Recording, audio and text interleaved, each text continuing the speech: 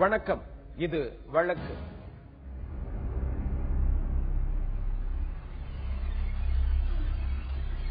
ஆபாச படம் காட்டி பாலியல் தொல்லை, காம கொடூர தந்தைக்கு மகள் அளித்த மரண தண்டனை,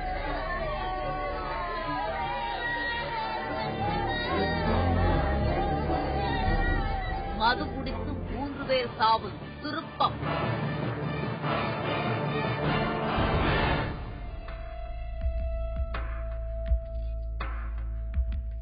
கும்பகோணம் அரசு பொது மருத்துவமனை.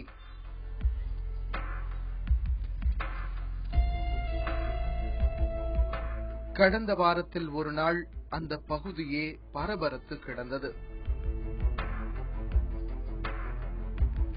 ஆம், 3 பேர் மது குடித்து உயிரிழந்து விட்டதாக சொன்னார்கள். இந்த செய்தியால் அவர்களின் வீடுகள் ஒப்பாரி சப்தத்தில் மூழ்கி கிடந்தது அன்று. மருத்துவமனை பிரேத பரிசோதனை கிடங்கில் அந்த 3 உயிரற்று கிடக்க இந்த செய்தி கொஞ்ச நேரத்திற்குள் காட்டுத்தீ போல பரவிவிட்டது. சம்பவம் அறிந்து காவல்துறையினரும் மருத்துவமனைக்கு வந்துவிட்டார்கள். மதுவினால் உயிரிழந்து விட்டதாக செய்தி பரவ மது கடைகளை இழுத்து மூட வலியுறுத்தி ஊர்க்காரர்கள் ஆங்காங்கே போராட்டங்களில் ஈடுபட தொடங்கினர்.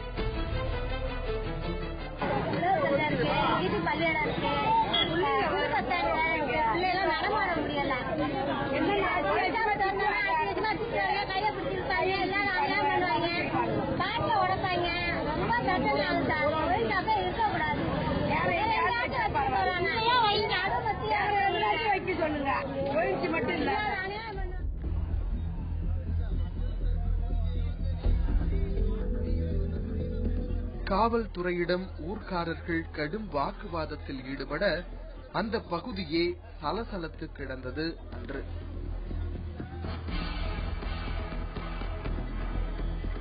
மது குடித்துவிட்டு மயங்கி கிடந்த அந்த 3 பேரும் எப்படி உயிரிழந்தார்கள் என்பது கேள்விக்குறியாக இருக்க அந்த மரணம் குறித்து பல்வேறு வதந்திகளும் பரவத் தொடங்கின. பல்வேறு ஐயங்களுக்கு ஆட்பட்ட அந்த 3 பேரின் இறப்பு அந்த பகுதியையே உலுக்கி எடுக்க என்ன நடந்தது என்பது குறித்து காவல்துறை கிடுக்கிப்பிடி விசாரணையை தொடங்கியது. இந்த விசாரணையில் மதுவில் யார் விஷம் கலந்தது என்பது மட்டுமல்ல, பல்வேறு அதிர்ச்சி தகவல்களும் கூடவே வந்து சேர்ந்திருக்கிறது. ஆம், பெற்ற மகளே தந்தைக்கு விஷம் வைத்து கொலை செய்திருக்கிறார். இதில் இன்னொரு அதிர்ச்சி என்னவென்றால், மற்ற 2 ஓசி மது குடிக்க வந்தவர்கள். அவர்களும் சேர்ந்து பலியாகி இருப்பதுதான் வேதனையின் உச்சம். நான் சம்பவத்துக்கு 10 நிமிஷத்துக்கு முன்னே ஸ்பாட்டுக்கு போயிட்டேன். ஸ்பாட்டுக்கு போன போது ஒரு சேட்டுங்கிற ஒரு ராஜரத்னமா அவருடைய நேம் சொன்னாங்க. ராஜரத்னம்ங்கிற வீட்டுல 4 பேர் சாப்பிட்டுருக்காங்க. ஆஃப் பாட்டில் சாப்பிட்ட செகண்ட்லயே 3 பேரும் மயக்க நிலை அடைஞ்சு வேர்வை சிந்தி இருந்திருக்கு. சிந்தின செகண்ட் நான் அந்த இடத்துக்கு போயிட்டேன். அடுத்த செகண்டே எல்லாருக்குமே அவுட் சைடு மாதிரி எல்லாருமே 4 பேருமே சுருண்டு கீழே விழுந்துட்டாங்க. அதுக்கு அடுத்த செகண்ட் 108 ஆம்புலன்ஸ்ல நான் தான் போன் பண்ணி வரவழைச்சு 4 பேரையும் அட்மிட் கும்பகோணம் பெரிய ஹாஸ்பிட்டல்ல அட்மிட் பண்ணேன். திருவாரூர் மாவட்டம் வலங்கைமான் அருகே உள்ள கீழ அமராவதி.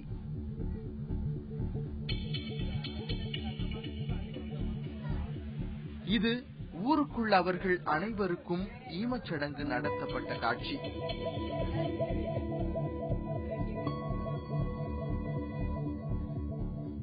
இறந்து போனவர்கள் வீட்டில் மட்டுமல்ல, அந்த பகுதியே சோகத்தில் ஆழ்ந்து கிடந்தது அன்று. இந்த சம்பவங்களுக்கு பிறகுதான் உண்மை என்னவென்றே தெரிந்தது. ரம்மி விளையாண்டு உட்காந்துருந்தாங்க.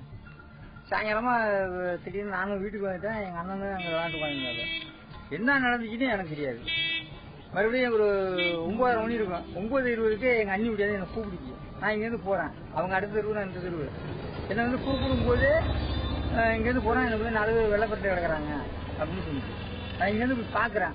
இங்க இருந்து பார்க்கும்போது 4 பேருமே வெள்ளப்பட்டு கிடக்குறாங்க. அதுக்குள்ள 108 போன் பண்ணி அங்க இருந்து பறந்துட்டாங்க. 108 வந்துட்டு இங்க இருந்து நான் ஏத்திட்டு நேரா இதுக்கு போயிட்டேன். பெரியாசத்துக்கு போய் இங்க இருந்து போய் 2 பேருக்கு அட்மிஷன் சரியில்லை அப்படின்ட்டாங்க. 2 பேரும் இங்கே எடுத்துட்டோம், 2 பேரும் அவங்க தஞ்சாவூர் அனுப்புறேன்னு சொன்னாங்க டாக்டர்.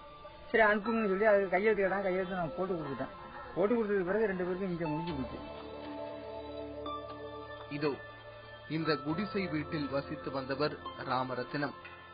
டீ கடை தொழிலாளியான இவர் தனது நண்பர்கள் கஜேந்திரன், தேவேந்திரன், ஆனந்தன் ஆகியோருடன் சேர்ந்து தீபாவளி அன்று மது அருந்தியிருக்கிறார்.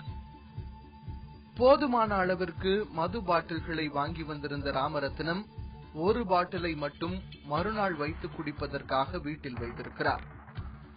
இதை உற்று நோக்கிய ராமரத்தினத்தின் 2வது மகளான ரஞ்சிதா அந்த பாட்டிலில் யாருக்கும் தெரியாமல் பூச்சி மருந்து கலந்து தந்தையையே கொலை செய்ய திட்டமிட்டிருக்கிறார். ஆம், அந்த திட்டம் அவரது தந்தைக்கு மட்டுமல்ல, மற்ற இருவருக்கும் விபரீதத்தை கொண்டு வந்து சேர்த்திருக்கிறது. காவல்துறை விசாரணையில் அவரே தெரிவித்த வாக்குமூலம் இது. 12ஆம் வகுப்பு வரை படித்துவிட்டு வீட்டில் இருந்தபோது தனது தந்தை ஆபாச படத்தை காட்டி தன்னுடன் தவறாக நடக்க முயற்சித்ததாக கூறியிருக்கிறார் ரஞ்சிதா. இதனால் மனமுடைந்த அவர் தந்தையையே கொலை செய்ய திட்டமிட அவரது நண்பர்களும் பலியாகி இருக்கிறார்கள். விஷம் கலந்ததெல்லாம் உண்மைதாங்க. அந்த 2 பொண்ணு மேல தாங்க தப்பு, அவங்க அப்பா மேல எந்த தப்பும் இல்லைங்க. இவ்வளவு தவறாலாம் வழியில நடந்ததுதான் அவங்க அப்பா கண்டிச்சு அடுப்பாரு எல்லாம் செய்வாரு. இவர் பொழுதனைக்கு அங்க வழங்கி மணிக்கு வேலைக்கு போயிருவாரு. நைட்டு தான் 12 மணிக்கு வருவாரு. 12 மணிக்கு வந்து அடிக்க போறாரு. அடிச்சது நாங்க பார்க்கலாம்.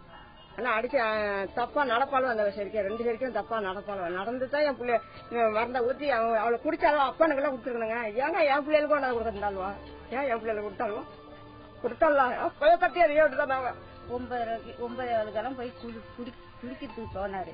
குளிச்சுட்டு அங்க இருந்து வந்து பாட்டில் உடைச்சி குடிக்கையில இந்த ஆனந்தங்கிற பையன், குச்சிபாத்து பையன், அந்த பையன் எல்லாம் அங்க பேசிக்கிட்டு விளையாண்டுட்டு இருக்கையில இந்த ஆனந்த கூப்பிட்டோம்னா ஆனந்த் வந்திருக்கும் போல இருக்கு. அது வந்தோடனே என்ன ஆயிட்டு 2 பேருமே சாப்பிட்டு இருக்காங்க. சாப்பிட்டு மிச்சம் இருந்தத இங்க குந்தி இருந்தவங்களுக்கு குடுத்து விட்டுருக்காரு. இந்த கசேந்திரங்கிற பையனுக்கு அதுக்கு குடுத்து விட்டோன்னே இவரு என்ன பண்ணிருக்காரு, இவரு இங்க இருந்து வந்தவரு என்ன மருந்து வாடா வரி மாதிரி வருதுன்னு கசேந்திரன் சொல்ல இவரு வாங்கி அதை பொசுக்குன்னு வாயில ஊத்த. இவ்வளவுதான் நடந்தது. அதுக்குள்ள பார்த்தா ஒண்ணு இங்க கடந்து வயிற்றால போய் வாந்தி எடுத்துக்கிட்டு கிடக்குறாரு, இவரு வயிற்றால போய் வாந்தி எடுத்துக்கிட்டு இங்க கிடக்குறாரு, எங்க வீட்டுல இங்கன போய் கிடக்குறாரு. இவ்வளவுதான். அதுக்கு முற்பாடு தான் பார்த்துட்டு நாங்க ஆம்புலன்ஸுக்கு போன் பண்ணி தூக்கிட்டு வந்தோம். விஷம் கலந்த மதுவை குடித்த 4 பேரில் ராமரத்தினமும் தேவரத்தினமும் மருத்துவமனைக்கு கொண்டு செல்லும் வழியில் இறந்துவிட்டனர். மற்ற இருவரையும் தஞ்சாவூர் அரசு மருத்துவக் கல்லூரி மருத்துவமனைக்கு கொண்டு சென்றபோது ஆனந்தன் வழியிலேயே இறந்து போக கஜேந்திரன் தீவிர சிகிச்சை பிரிவில் சேர்க்கப்பட்டு சிகிச்சை பெற்று வருவதாக சொல்கிறார்கள். எல்லாருமா உடையாந்து 3 பேரையும் தூக்கி ஒன்னா போட்டு அவரு இவரு அந்த ஆனந்து எல்லாத்தையும் ஒன்னா தூக்கி போட்டுக்கிட்டு அப்ப கஜேந்திரன் கொஞ்சம் நல்லா நிக்கிற மாதிரி எல்லாருமே தூக்கி அந்த வண்டியில போட்டுக்கிட்டு எல்லாருமே அங்க வந்துட்டோம். வந்துதான் அங்க நின்று போயிட்டு 2 பேரை கொண்டுகிட்டு தஞ்சாவூர் போனாங்க. அது போவையிலே இடையில ஒண்ணு நின்று போயிட்டான் இந்த ஆனந்தங்கிற பையன். இதை கொண்டு போய் இன்னும் பெட்ல வச்சிருக்காங்க. இந்த வழக்கு தொடர்பாக ரஞ்சிதாவை கைது செய்துள்ள காவல்துறை நீதிமன்ற உத்தரவுப்படி அவரை திருச்சி பெண்கள் சிறையில் அடைத்து வைத்திருக்கிறது. தொடர்ந்து அவரிடம் விசாரணை நடந்து வருகிறது. பெற்ற மகளையே பலாத்காரம் செய்ய துணிந்த தந்தை, அவரை கொலை செய்யும் அளவிற்கு சென்ற மகள், அனாதையாக்கப்பட்ட மற்ற இருவரின் குடும்பம் என அந்த பகுதியே சோகத்திற்கு ஆட்பட்டு நிற்கிறது. ஒரு மகனை பெத்து வளர்த்து ஆளாக்கி அழகு பார்த்த அந்த அப்பா கடைசியில அந்த மகனையே கூலிப்பட வச்சு கொலை செய்ய சொன்னா எப்படி இருக்கும்? ஆமா, உண்மையாவே அதிர்ச்சியாத்தான் இருக்கு. அந்த அளவுக்கு அப்படி என்ன நடந்தது இவங்களுக்குள்ள? வயல்வெளியில் சடலம். காவல்துறை விசாரணை என அந்த காலை வேளையிலேயே பரபரத்து கிடந்தது பவானி அம்மாப்பேட்டையை அடுத்துள்ள ஊஞ்சம்பாளையம். ஆம், தலையில் காயத்துடன் வாயில் நுரை தள்ளியபடி கிடந்தது அந்த உடல். காவல்துறையினரும் அங்கு வந்துவிட தொடர்ந்து பதற்றம். உறவினர்கள் அழுது புலம்ப சோகம் தொற்றி கிடந்தது. அங்கு ஆம்புலன்ஸும் அதற்குள் அங்கு வந்துவிட உடலை அங்கிருந்து அப்புறப்படுத்தினார்கள். கொல்லப்பட்டவர் யார், கொலை செய்தவர் யார், எப்படி கொலை நடந்தது, அங்கு இருந்தவர்களிடமே கேட்டோம். அதோ தென்னந்தோப்புகளுக்கிடையே தூரமாய் தெரியும் அந்த வீடுதான் இந்த கொலைக்கு காரணம் என்றார்கள். ஆம், சொத்துக்காக தந்தையே மகனை கூலிப்படை வைத்துக் கொன்றதாக தெரிய வந்தது.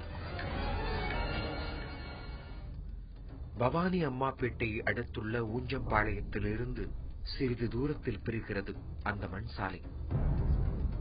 அந்த வழியாக ஊருக்குள் சென்றால் முதல் வீடே அவர்கள் வீடுதான். ஆம், இதோ யாருமற்று கிடக்கிற இந்த வீடு மற்றும் சொத்துக்கள் தான் அந்த தந்தையை கொலைகாரராக மாற்றியிருக்கிறது. மகனுடன் ஏற்பட்ட சொத்து பிரச்சனையில் மகன் பிரபுவை கூலிப்படை வைத்து கொலை செய்திருக்கிறார் சதாசிவம் என்ற அந்த தந்தை.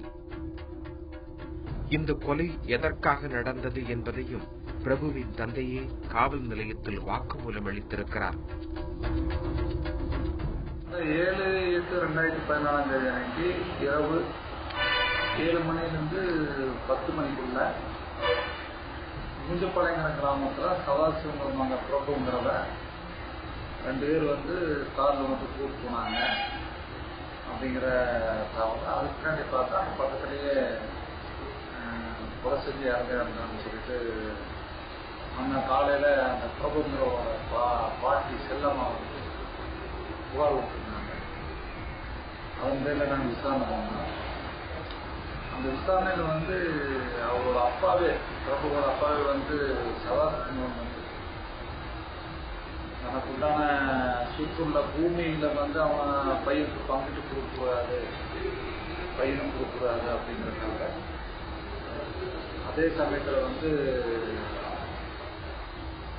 கொலை செஞ்சாங்க அப்படிங்கிற இதுன்னு வெளியே தெரியாம இருக்கிறதுக்காக அந்த பையனை தான் செஞ்சிருக்கிறது இல்லாம வேற ஆளுகளை வச்சு அதை ஒரு நூதன முறையில் அதை செஞ்சிருக்கிறாரு. சிறு வயதிலேயே அம்மாவை இழந்துவிட்டு தன்னிடமே வளர்ந்து வந்த பிரபு ஆரம்பத்தில் நல்ல பிள்ளையாகவே இருக்க அவரது நடவடிக்கையில் மாற்றம் வந்ததாக சொல்லியிருக்கிறார் சதாசிவம். மேலும் 9ஆம் வகுப்பு படித்து வந்த நிலையில் பிரபு மேற்கொண்டு படிக்கச் செல்லாமல் ஊரை சுற்றித் திரிந்ததாக சொல்லியிருக்கிறார். இதனை தட்டி கேட்ட போதிலிருந்து அப்பாவும் மகனும் கீரியும் நாகவுமாயிருந்து வந்திருக்கிறார்கள். இது மட்டுமல்ல, சதாசிவம் 2வது திருமணம் செய்து கொள்ளவே இருவருக்குள்ளுமான இடைவெளி சற்று அதிகரிக்கவே செய்திருக்கிறது. இந்த நிலையில் வளர்ந்து ஆளாகிய பிரபு அடிக்கடி குடித்துவிட்டு வீட்டுக்கு வந்து சொத்து கேட்டு சண்டை போட்டதாக சொல்கிறார்கள். பெற்றோர்களுக்கும் பிள்ளைகளுக்கும் சமுதாய கடமைங்கிறது, பொறுப்புங்கிறது இப்ப காலகாலமா நல்லபடியா இருந்துட்டு வந்த நம்ம தமிழ் சமுதாயத்துல இப்ப வரக்கூடிய காலகட்டங்கள் இது குறைஞ்சு போச்சு. என்னன்னு கேட்டீங்கன்னா, பெற்றோர்கள் முதல்ல பிள்ளைகளை நல்லபடியா வளர்க்கறது இல்ல. அந்த பிரபு பாத்தீங்கன்னா எனக்கு தெரிஞ்ச பையன் தான். சின்ன வயசுல அம்மா செத்துறாங்க. அம்மா செத்த உடனே என்ன பண்றாங்கன்னா, அவங்க அப்பா அவருடைய கண்காணிப்புல வளர்த்தாம கூட்டிட்டு அம்மாயி அந்த அம்மா பூனாச்சிக்காரரு, அவங்க கூட்டிட்டு அவங்க வீட்டுல வச்சு வளர்க்கறாங்க. அப்படி வளர்க்கும் போது ஒரு கண்டிப்பும் கல்வியறிவும் ஒரு தெளிவானது இல்லாத போன காரணத்தினாலையும் நண்பர்கள் வட்டாரம் சரியில்லாத போன காரணத்தினாலையும் என்ன பண்றாரு, அவர் மதுவுக்கு அடிமையாரு பிரபு. அப்ப அடிமையாகும் போது அவங்களுடைய பாட்டி வீட்டுல இருந்து சொத்து அளிக்கிறாரு முதல் வேலையா. அதுக்கு அடுத்த கட்டமா அவங்க அப்பாவுக்கு 2வது மனைவி இருக்கிற காரணத்தால அந்த அம்மாவை நிராகரிச்சுட்டு அந்த அம்மாவை வெளியேற்ற இவங்களுக்குள்ள அடிக்கடி சண்டை நடக்குது. அப்படி சண்டை நடந்துட்டு மேலும் மேலும் தொல்லை கொடுத்துட்டு இருக்கும்போது நல்லா புரிஞ்சுக்கிற ஒரு சூழ்நிலையில ஒரு அப்பன் தன்னுடைய குழந்தைய பெத்து நல்ல பால் வேணும், நல்ல துணி வேணும், நல்லா படிக்க வேணும்னு தூக்கி தோல்ல வச்சுக்கிட்டு அந்த பையன் 1க்கு 2 கூட்டா கூட அதை சந்தோஷமா கழுவிட்டு இருந்த ஒரு அப்பன் ஒரு சூழ்நிலை, சமுதாய சூழ்நிலையை அவன் மாத்துது, அப்பாவை மாத்தி அவர் ஒரு கூலிப்படை வச்சு கொலகாரனா மாறக்கூடிய சூழ்நிலைக்கு உருவாகிறது. இந்த சண்டை முற்றிப்போக இந்த நிலையில் தான் மகனை தீர்த்து கட்ட முடிவெடுத்த சதாசிவம் பாலு என்கிற பாலசுப்பிரமணியத்திடம் 3 லட்சம் பணம் கொடுத்து மகனை தீர்த்து கட்டச் சொல்லியிருக்கிறார். அப்படித்தான் பிரபுவின் கதை முடிந்திருக்கிறது. நேரடியாக அவங்க வீட்டுக்கு போயிருந்தோம். அங்க போய் பார்க்கும்போது என்ன நடந்துன்னு விசாரிக்கும் போது 2 பேர் வந்து கூட்டிட்டு போய் இது மாதிரி பண்ணிட்டாங்க அப்படின்னு சொல்லும் போது எனக்கே உள்ளூர ஒரு சந்தேகம் வந்தது. அவங்க அப்பனுக்கு மகனுக்கு ஒரு சரியில்லாத ஒரு உறவு இருந்தது, ஒரு அந்யோன்யம் கிடையாது, கருத்து வேறுபாடு இருந்தது, பிரிஞ்சிருந்தாங்க. அதனாலதான் இவருதான் ஏதோ பண்ணிருக்கலான்ட்டு நானும் ஒரு சந்தேகப்பட்டு இருந்தேன். அது கடைசியில் பார்த்தா காவல்துறையினுடைய துரிதமான செயல்பாட்டினால அவரே குற்றவாளி கூலிப்படையில வச்சு கொலை பண்ணதாக பின்னால காவல்துறையினுடைய ஒரு சிறப்பான புலனாய்வு மூலம் தெரிஞ்சுக்கிட்டோம். இது மட்டுமல்ல, கொலை நடந்த அன்று தனக்கு எதுவும் தெரியாதது போல காட்டிக்கொண்ட சதாசிவம் மகனுக்காக கண்ணீர் சிந்தியது அரங்கேறியது. இந்த நிலையில் அவர் நடத்திய நாடகம் வெகு சீக்கிரம் வெளிச்சத்திற்கு வந்தது. சதாசிவத்திடம் நடத்தப்பட்ட விசாரணையில் பல உண்மைகளை உளறி கொட்டியிருக்கிறார். இந்த கொலை தொடர்பாக அம்மாப்பேட்டை போலீசார் வழக்கு பதிவு செய்து விசாரணை மேற்கொண்டு வருகிறார்கள். குழந்தைய கூட இருந்து சைத்த தந்திருக்கிற பாலன் என்ற பாலசுப்ரமணியன் கைது பண்ணிக்கிறோம். கைது பண்ணிக்கிறோம். சொத்துக்காக நடந்த கொலையால் அந்த வீடே இன்று வெறிச்சோடி கிடக்கிறது. ஆள் அரவமற்று கிடக்கும் அந்த வீட்டை ஆள்வதற்கும் ஆளில்லை. சொத்து தகராறில் தந்தையே மகனை கூலிப்படை ஏவி கொலை செய்த சம்பவம் அம்மாப்பேட்டை பகுதியில் பெரும் பரபரப்பை ஏற்படுத்தி இருக்கிறது.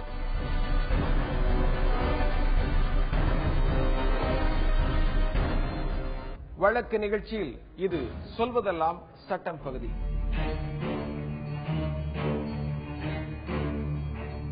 வரதட்சணை குற்றச்சாட்டுகள் எதுவும் இல்லாத சூழல்ல கணவன் வீட்டு வேலை செய்யல அப்படின்னு சொல்லி மனைவியை திட்டுற பட்சத்துல மனசொடிஞ்சு போய் மனைவி தற்கொலை செஞ்சுக்கிற ஒரு நிலை வரும்பொழுது அந்த திட்டின கணவனை சட்டம் எப்படி பார்க்கிறது, மனைவியினுடைய சாவுக்கு தற்கொலைக்கு கணவன் தான் காரணமா அப்படிங்கிற அடிப்படையில நீதிமன்றங்கள் என்ன மாதிரியான தீர்ப்பு வழங்குகின்றன? ஒரு வழக்குல மனைவி வீட்டு வேலை ஒழுங்கா செய்வதில்லை, அவங்களுடைய வீட்டை சரியா அவங்க சுத்தப்படுத்துவதில்லை, அவங்களுடைய டெய்லரிங் ஒர்க் முடிஞ்ச பின்னாடி தான் அவங்க வீட்டை சுத்தப்படுத்துறாங்க அப்படிங்கிற ஒரு சூழல்ல கணவன் மனைவியை கடுமையாக திட்டி விடுகிறார். அந்த பட்சத்துல மனசொடிஞ்சு போன அந்த மனைவி தற்கொலை பண்ணிக்கிறாங்க. அந்த வழக்கு பதிவு செய்யப்பட்டு நீதிமன்றத்துக்கு அனுப்பப்படுகிறது. மகிழா நீதிமன்றம் அந்த வழக்கினை விசாரிக்கிறது. விசாரணை இறுதியில கணவனுடைய அந்த பேச்சினாலதான், கடுமையான சொற்களாலதான் அந்த பெண் மனமடைந்து போய் தற்கொலை பண்ணிக்கிட்டாங்க அப்படிங்கிற அடிப்படையில கணவனுக்கு அபராதமும் 3 ஆண்டுகள் வரை சிறை தண்டனை விதித்து தீர்ப்பளிக்கிறது. அந்த வழக்கு மேல்முறையீடாக பாதிக்கப்பட்ட கணவனால் வழக்கு மேல்முறையீடு செய்யப்படுகிறது. அது மதுரை உயர்நீதிமன்ற பெஞ்சில் வழக்கு விசாரணைக்கு வருகிறது. நீதியரசர் திரு எம் வேணுகோபால் அவங்க முன்னாடி அந்த வழக்கு வருகிறது. அந்த வழக்கு விசாரணைக்கு வரும்பொழுது இரு தரப்பிலும் அரசு தரப்பிலும் சரி, அந்த மேல்முறையீடு செய்த கணவன் தரப்பிலும் சரி, அவங்களுடைய ஆர்குமெண்ட்ஸ், அவங்களுடைய இதெல்லாம் கேட்கிறாங்க. கேட்டுட்டு நீதிமன்றம் தீர்ப்பளிக்கிறது. அதாவது கீழமை நீதிமன்றம் விதித்த தீர்ப்பானது அது சரியானதல்ல, நிலைக்கு தகுந்ததல்ல. அந்த நீதிமன்றத்தை தீர்ப்பினை 3 ஆண்டு சிறை தண்டனை கொடுத்த தீர்ப்பை ரத்து செய்கிறேன் அப்படிங்கறத சொல்லிட்டு அபராதம் விதிச்ச தொகையை அந்த மேல்முறையீடு செய்த கணவருக்கு திரும்ப வழங்க வேண்டும் சொல்லி உத்தரவிடுகிறது. அந்த தீர்ப்பினுடைய சாராம்சம் என்ன அப்படின்னா, அந்த வழக்கின் விசாரணையிலேயே மனைவி இறந்த உடனே, தற்கொலை செஞ்சு முடிஞ்ச உடனேயே போலீஸ் விசாரணையில ஒரு கட்டமாக ஆர்டிஓ விசாரிக்கிறாரு. விசாரிச்சு 498A IPC, அதாவது வரதட்சணை கொடுமைகள் எதுவுமே நடக்கவில்லை அப்படிங்கறத அவர் தெளிவுபடுத்துறாரு. அந்த அடிப்படையில கோபமா கணவர் பேசினாருங்கிற அந்த வாதத்தின் அடிப்படையில தான் தற்கொலை நடந்திருக்கிறது அப்படிங்கிற விஷயத்தை உயர்நீதிமன்ற பெஞ்ச், மதுரை பெஞ்ச் அது மேற்கோள் காண்பித்து அந்த கணவனை விடுவிக்கிறது. அதுக்கு என்ன காரணம் அப்படின்னா, ஒரு நபர் ஒருத்தவங்க திட்டுறது காரணத்தினாலேயோ, இல்ல செத்துப்போன்னு சொல்ற காரணத்தினாலேயோ, இல்ல ஒரு அடிக்கிற ஒரு காரணத்தினாலேயோ மனசொடிஞ்சு போறதுங்கிறது ஒரு திடமான ஒரு நபர் செய்யக்கூடிய செயல் கிடையாது. ஏன்னா தற்கொலைக்கு தூண்டுவதற்கு அந்த அடிப்படையா இருக்கக்கூடிய விஷயத்தை தற்கொலைக்கு தள்ளும் முடிவுக்கு ஒரு நபரை கொண்டு போகணும். அப்படி இருந்தால் அது உடனடியாக நிகழணும் அப்படின்னு தான் சட்டம் எதிர்பார்க்கிறது. அப்படி இல்லாத சூழல்ல சாதாரணமாக கணவனுக்கும் மனைவிக்கும் இடையே இருக்கிற சின்ன சின்ன விஷயங்கள் எல்லாமே ஒரு கணவன் மனைவியை திட்டுறாரு, அதுவும் வீட்டு வேலை செய்யலன்னு சொல்லி திட்டக்கூடிய பட்சத்துல அதன் காரணமாக மனசொடிஞ்சு செத்து போறாங்க அப்படின்னா அந்த தற்கொலை முடிவுக்கு கணவன் காரணம் கிடையாது. ஏன்னா அப்படிப்பட்ட பெண்களை பொறுத்த வரைக்கும் அது பெண்ணாக இருந்தாலும் சரி, ஆணாக இருந்தாலும் சரி, ஹைப்பர் சென்சிட்டிவ், அதாவது அதிக அளவுக்கு உணர்ச்சி வசப்படக்கூடியவர்களாக இருக்கிறவங்க தான் அந்த மாதிரியான முடிவுக்கு அவங்க தள்ளுறாங்க. வலுவான காரணங்கள் இல்லாத சூழல்ல அப்படிங்கறத பல தீர்ப்பு மேற்கோள் காட்டுது. அந்த உயர்நீதிமன்ற தீர்ப்பும் அந்த அடிப்படையில் அதை குறிப்பிட்டு, ஆகவே வரதட்சணை கொடுமைகள் எந்த விதமான சூழல் இல்லாத பட்சத்தில் வெறும் திட்டுதல் அப்படிங்கிறது மட்டும் கணவன் திட்டி மனைவி இறந்துட்டாங்கன்றது வந்து அதன் காரணமாக தண்டனை கொடுக்க முடியாதுன்னு சொல்லி அதை விடுவிச்சு கீழமை நீதிமன்றம் விதித்த தீர்ப்பை வந்து தள்ளுபடி செய்து உத்தரவிட்டிருக்கிறது. ஆனா அதே நேரத்தில் வந்து ஒரு நபர் அது கணவனாக இருக்கும் பட்சத்துல மனைவியை வந்து துன்புறுத்தி அந்த தற்கொலை முடிவுக்கு தள்ளக்கூடிய பட்சத்துல தகுந்த சாட்சியங்கள் இருக்கிறது, அதற்கு வந்து சாட்சிகள் வந்து சாட்சியம் அளித்திருக்கிறாங்க, அதற்கான கடிதங்கள் இருக்கிறது, இல்ல புகார்கள் இருக்கிறது அப்படிங்கிற மாதிரியான முன் விஷயங்கள் இருந்தால் அப்படிப்பட்ட வழக்குகள்ல நீதிமன்றம் மிக கடுமையாக நடந்து கொள்கிறது. ஆனால் உணர்ச்சி வசப்படக்கூடிய நபர்கள் வந்து சிறு விஷயங்களுக்கு எல்லாம் தற்கொலை செய்து கொண்டு அதன் காரணமாக வந்து கீழமை நீதிமன்றங்கள் கணவனுக்கோ இல்ல வேறு யாருக்கோ தண்டனை கொடுப்பதை சட்டம் ஏற்றுக்கொள்வது கிடையாது. மீண்டும் வேறொரு வழக்கோடு உங்களை சந்திக்கிறேன். நன்றி, வணக்கம்.